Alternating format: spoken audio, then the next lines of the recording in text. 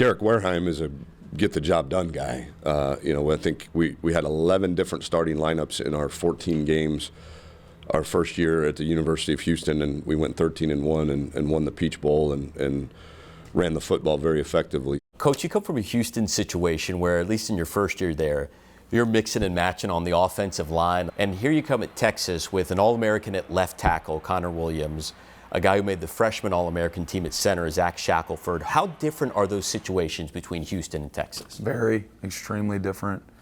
I was talking to somebody earlier. I mean, the situation at Houston was so unique because the unity was not there from day one. You come here, and this group is much closer than my group was at the University of Houston day one. So a lot of those things that existed early on in the process in 2015, they're not really in existence here right now. So it's much different, and the talent level's a little bit different, obviously, at this place, but still the transition is the same. The new things, the way that we teach, the culture, the 24/7 accountability, you've heard Coach Herman talk about it's 4th and inches every day. All those things are new and different for our guys. So there's still a learning curve for them and things that you got to go back and correct from time to time each day or each week. But just comparing the two situations, they don't compare. Burst! Burst! Your heels away from each other. That's better right there, Mac. Good. Reverse arc in the back, hands ready to strike. Good. Elbows tighter, keep those hips down. Mac long. Say go, accelerate, accelerate, accelerate. In your eyes, what's the one trait an offensive lineman has to have to be successful? Toughness. You have to be tough to play this position. It's not a position where you're going to get a pat on the back, and it's not a position that you should play if you're looking for a pat on the back. And we talk about it, especially early on in the process and the mentality of this position. How many times is an offensive lineman's name ever said on national television? It's only said after something bad happens, right? After the guy jumped off sides or he held a guy or something bad happened in the game, that's it. So in our world, a job that goes unnoticed is a job well done. So it's a different deal, and you got to be tough mentally, you got to be tough physically. Because I even remember talking to both Coach Herman, because Coach Herman was a graduate assistant with the offensive line here at Texas, as was Major Applewhite.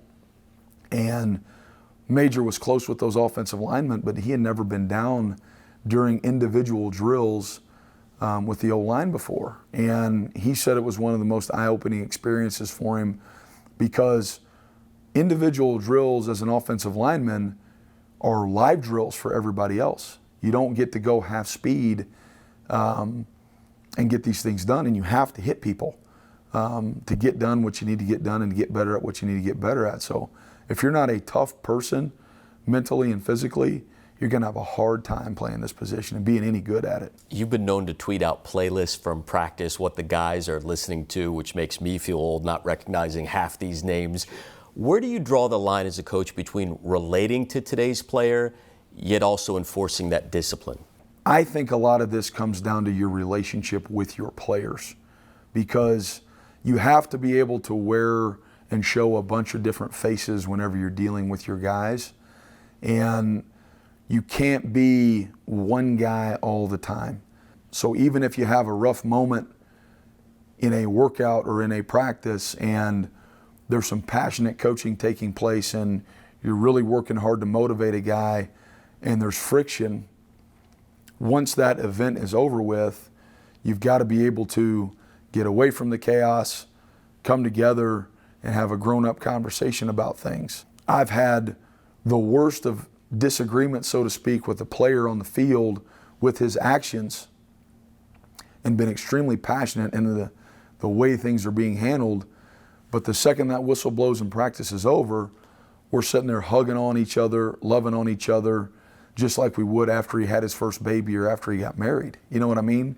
So the line that gets drawn, I don't know, it kind of winds all over the place. We spend every minute of every day with our players, or as much as we can.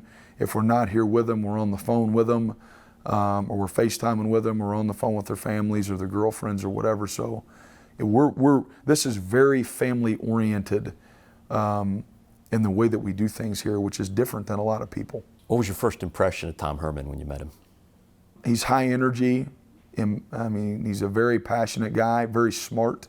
I learned a lot of football in my first year as a graduate assistant with him, as I've probably learned from that point to now, to be quite honest with you. And that's what excited me so much first, like right off the bat, whenever I first started working for him, was the amount of football that I learned from him, you know. And I felt like I knew football until I met him there at Rice as a graduate assistant working for him.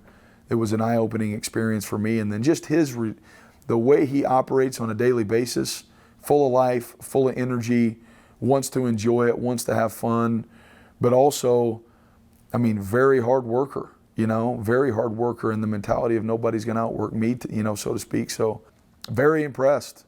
What is Derek Warehime, the father, like outside of football, outside of coaching? Believe it or not, very similar. My guys don't know this here yet, but I'm an extremely lighthearted guy. I love to laugh. I love to have fun. Love my kids. We have a ton of fun together.